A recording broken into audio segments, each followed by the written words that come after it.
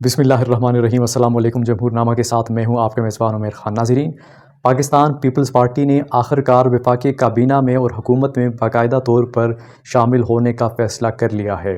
Peoples party को 8 जो वज़ारतें हैं वो दी जाएंगी, 2 सिंध से, 2 बलूचिस्तान से, जबकि 4 वज़ारतें पंजाब के लोगों को जिनका ताल्लुक़ पाकिस्तान पीपल्स पार्टी के साथ होगा उनको दी जाएंगी। पाकिस्तान पीपल्स पार्टी की अगर हम बात करें, पहले इन्होंने कहा था और बार बार कहा था, इनकी लीडरशिप ने कहा था और मुख्तलिफ जो बड़े नाम हैं पीपल्स पार्टी में उन्होंने कहा था कि हम वफाकी काबीना का और वफाकी हुकूमत का हिस्सा नहीं बनेंगे। 8 फरवरी के इलेक्शन के बाद बिलावल भुट्टो ने बाकायदा तौर पर यह बात की थी कि पाकिस्तान पीपल्स पार्टी वफाकी काबीना का या वफाकी हुकूमत का हिस्सा नहीं बनेगी।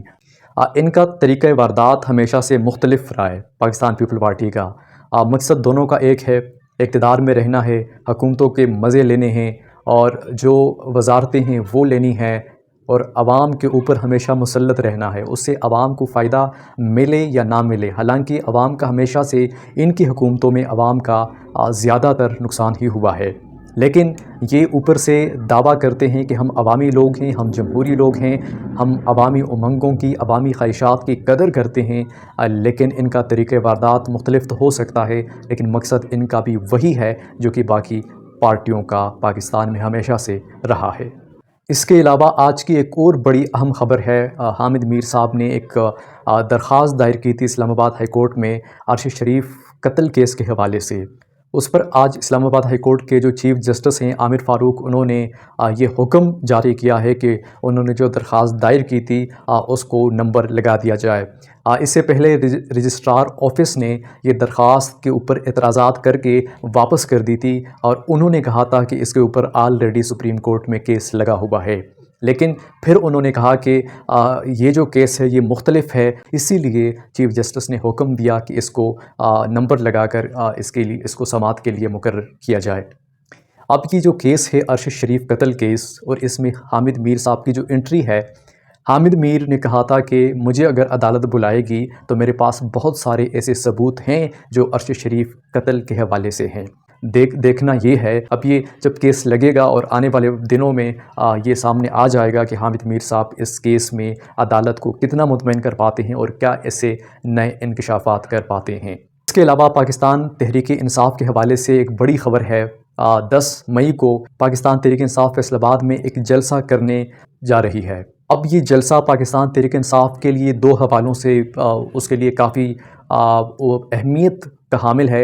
एक तो ये कि पाकिस्तान तहरीक इंसाफ इलेक्शन के बाद ये वाज़े कर पाएगी कि पंजाब में किस हद तक वो इस वक्त उन्होंने अपना कब्ज़ा जमा रखा है, और दूसरी सूरत ये है कि पाकिस्तान तहरीक इंसाफ अगर इस जलसे में नाकाम हो जाती है तो फिर उनके लिए मुश्किलात में किस हद तक इजाफ़ा हो सकता है।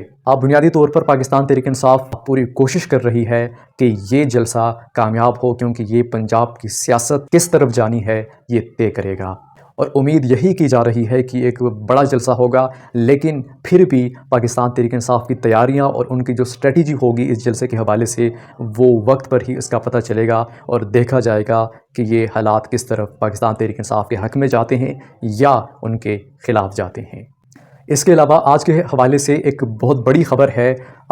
वज़ीर आज़म शहबाज शरीफ साहब ने जो इलेक्शन ट्रिब्यूनल्स कायम हुए हैं और उनके जो मेंबरान्स हैं, ऑफिसर्स हैं या मेंबरान्स हैं जो फ़ैसले देखेंगे, जो तमाम तर धांधली के जो इल्ज़ामात हैं उनको देखेंगे, उनको आज उन्होंने पैगाम जारी किया है कि अगर आप बेहतर काम करेंगे तो हम आपकी इज़्ज़त करेंगे, नहीं तो हम आपको घर भेजेंगे। ये इल्ज़ाम और ये ख़ासकर ये जो उनके ऊपर प्रेशर डालने की कोशिश की गई है, क्योंकि शहबाज शरीफ ने ये वाज़ेह पैगाम उनको दे दिया है कि अगर आप पाकिस्तान तहरीक इंसाफ की जो इल्ज़ामात हैं, जो कानूनी हैं, जो आइनी हैं, जो रियलिटी के ऊपर बेस करते हैं, अगर आपने इनके हक़ में कोई फ़ैसला दिया तो हम आपको घर भेज देंगे।